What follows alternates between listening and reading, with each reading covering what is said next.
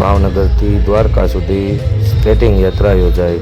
જો વિગતે વાત કરીએ તો ભાવનગર શહેરમાં લાયન સ્કેટિંગ ક્લબ દ્વારા ભાવનગરથી દ્વારકા સુધી સ્કેટિંગ યાત્રાનું આયોજન કરવામાં આવ્યું હતું। જે યાત્રામાં 6 વર્ષથી લઈને 17 વર્ષ સુધીના આશરે 21 બાળકોએ ભાગ લીધો હતો।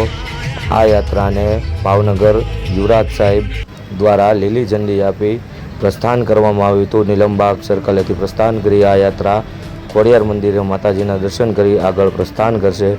રસ્તામાં આ યાત્રામાં જોડાનાર બાળકોનું મહિલાઓ વૃદ્ધો દ્વારા સન્માન કરવામાં આવ્યું હતું। હાર પહેરાવીને સામૈયા કરવામાં આવ્યા હતા અને ઠેર ઠેર જગ્યાએ પાણી ચા જેવા સ્ટોલોનું આયોજન કરવામાં આવ્યું હતું।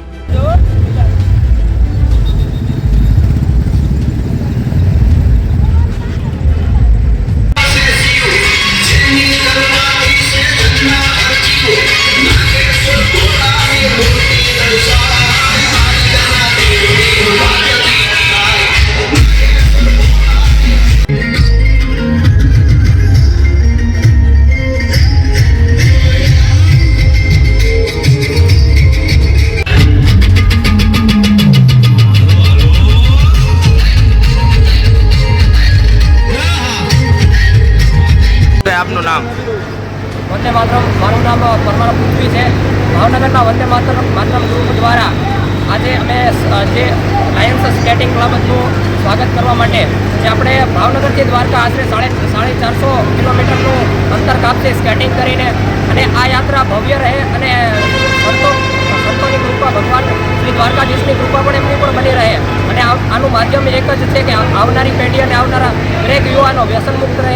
એ વ્યસન મુક્તિ સાથે એક ઉદ્દેશ્ય લઈને આજ ભાવનગરથી દ્વારકા ભવ્ય રીતે એક લાયન્સ સ્કેટિંગ ક્લબ દ્વારા સ્કેટિંગ યાત્રાનું આયોજન કર્યું છે, અને આ સ્કેટિંગ યાત્રા દ્વારકા જઈને અટકશે અને દ્વારકા જઈ અને ભગવાનના આશીર્વાદ લેશે।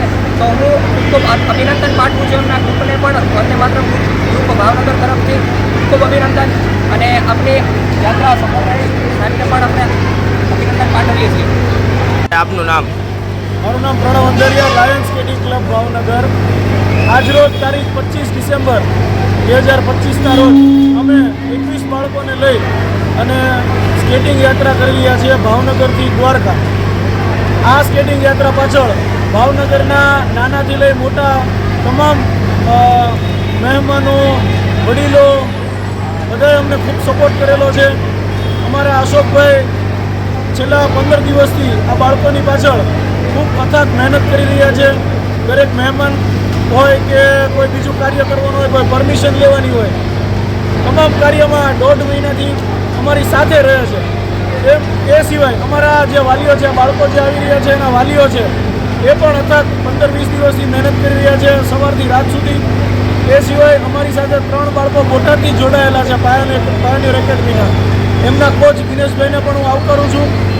આજના જે મહેમાનો હતા, યુવરાજ સાહેબ, હરુબાપુ, સંતો, સાધુ સંતો તેમજ